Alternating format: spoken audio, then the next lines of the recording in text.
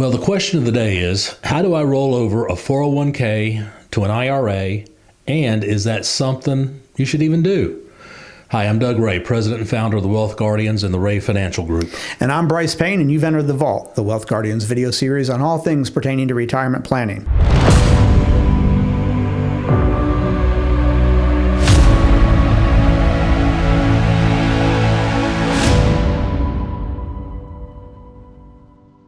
In this episode, we're going to cover the differences between employer-sponsored plans, meaning 401ks, TSP accounts, 457s, 403bs, and your traditional IRAs. We're going to talk about what a rollover is, how the rollover process works, and what the pros and cons of doing a rollover are. You see these little like and subscribe buttons down below the screen there. Feel free to click on one of those if you want to be subscribed up to us so you see future episodes of The Vault coming out here. And okay, Doug, let's go ahead and get to it. Why don't you start us off by telling us what the difference between 401ks and IRAs are? And when I say 401ks, we're also including in that, like I said, 457s, TSPs, all the employer-sponsored plans. So essentially, those types of plans are employer-sponsored plans where they set up an account for you to make contributions in, and typically a company will match whatever you put into it, whether it's 3%, 5%, or whatever. A 401k has certain contribution limits in it that are higher than IRAs. And also 401ks have several different investment options. They could have probably a dozen to maybe, if you're lucky, 30 different mutual funds. An IRA, on the other hand, is not set up by your employer. It's set up by you. It has lower contribution levels. And what happens there is this.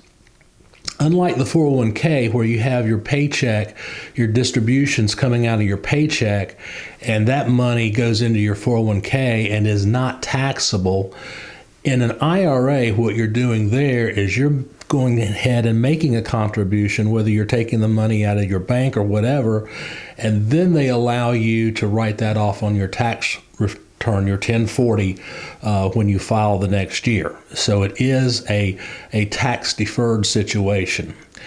IRAs, different from a 401k in that you have an entire universe of investment options, not a dozen or 30 or whatever, but you can invest in precious metals, you can even invest in options if you want to, stocks, bonds, mutual funds, you name it. Yep, and again, if you are, because there's no employer attached to your IRA, there's no employer to make a match to those contributions. And Doug, we will mention that there is no restrictions if you are contributing, maxing out your 401k contribution. There's nothing keeping you from also maxing out your IRA contribution as well. That's right. All right, so let's talk then about what a rollover is. A rollover is the process of taking the monies that you have, either all or some, from your 401k or whatever your employer-sponsored plan is, in moving them over to an IRA. That is, if it's done correctly, that is a non-taxable event. There's a couple of different ways to do it. We'll talk about the different situations, but that is what a rollover is. It's simply moving the monies from one point to another point. It's not hard to do, but you want to make sure you're doing it the right way. Let's talk about how the rollover process works now. You can do a direct rollover, which is having the check made out to your new custodian. So that would be the first step that you want to do, is open up an IRA at wherever you want. It could be at your bank. It could be at E-Trade if you wanted to manage it yourself. It could be at any of the big name custodians out there. You know the names of them. You could open up an IRA there, and then you place a phone call to your 401k custodian. Maybe that's Fidelity or whoever, and you say, hey, this is such and such. I'd like to roll over my 401k in part or in whole to my new IRA at my bank or wherever it's at. As long as they're making the check out to that custodian, it is a non-taxable event. Now, they might send the check to you for security purposes, but when you get that, you can just make sure that it gets to your custodian. And it's as easy as that. The whole process can take as little as 2 weeks for the check to get to you, and you get the check to your custodian. That's how a 401k rollover works. You can only do it under two circumstances. Generally, and this is the way most of us know it, when you are no longer working for that employer, whether you've moved on to another employer or you've retired, that is when you are eligible to roll over the balance of your 401k. However, there is something called an in-service rollover, and that's not as well known as the general rollover. Doug, tell everyone out there what an in-service rollover is. Sure. After we had the market meltdown back in 2000 and so many people lost so much money in their 401k plans, the Department of Labor, who is the government entity that controls all of these qualified plans, basically said that custodians ought to allow the senior employees to diversify out of the 401k. So they came with this 59 and a half rule that says once you reach age 59 and a half, you should be able to do this in-service rollover, meaning you're still working, you're still contributing to your 401k, but you can roll over some or all of the 401k funds you have to an outside IRA and get the benefits of diversification and so forth. Exactly. So there's really two ways that you could, or two times that you could do it. You're no longer working with your employer, or you've reached 59 and a half. Let's now talk about what the pros and cons of even doing a rollover are. 401ks or employer-sponsored plans have a couple of benefits to them, and IRAs have a couple of benefits to them.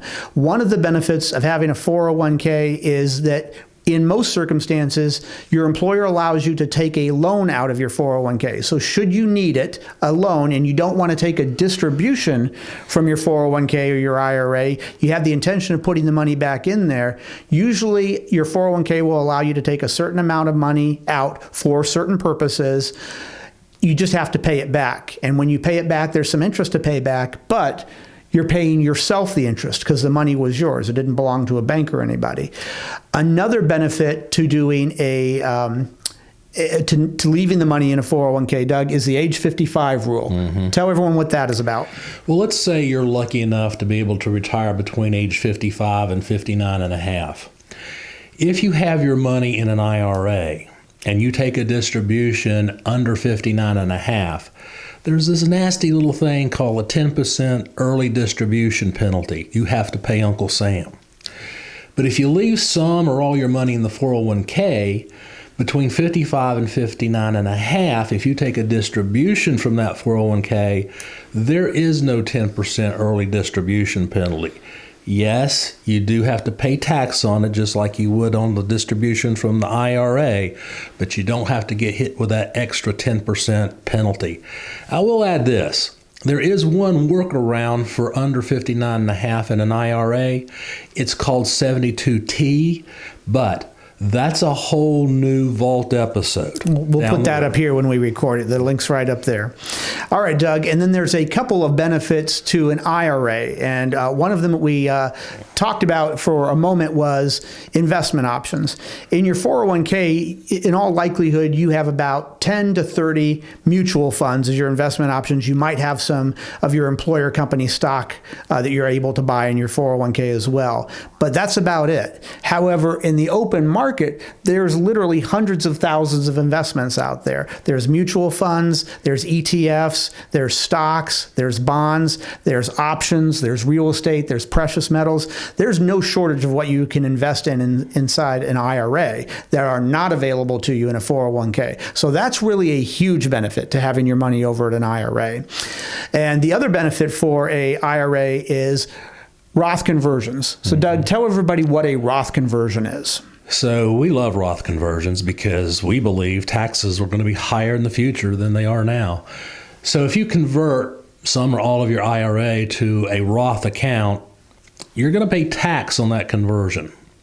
But the benefit is what you've converted is going to grow tax-free and eventually come out tax-free for you, as long as you get the 5-year seasoning done. Now, here's the other benefit of doing a Roth conversion. I've been in the business 35 years, and almost no one spends all their IRA before they pass away. When that money goes to a non-spousal beneficiary, your kids or grandkids, the rule now is they have to take it all out in a 10-year period of time. Well, think about this. If it's in a taxable IRA, then they're taking that money out probably at their highest tax years. And that's just going to add more tax to their 1040, and Uncle Sam's going to get a lot of that IRA. The Roth situation, that money is going to go to them completely tax-free. So even if doing a Roth conversion might not be that beneficial for you, it's definitely a benefit for whoever your beneficiaries are. And that's an immediate benefit for them should something happen to you sooner than you expected. All right, so that, and by the way, we did an episode on Roth conversions already. The link for that is right up here. All right, so what we just covered there was the difference between employer-sponsored plans and IRAs, what a rollover is, how a rollover works, what the process is, and the pros and cons of both 401ks and IRAs. That's going to wrap it up for this episode of The Vault. Don't forget to hit the like and subscribe buttons down below here if you want to catch future episodes of The Vault. I'm Bryce. I'm Doug. And this has been The Vault.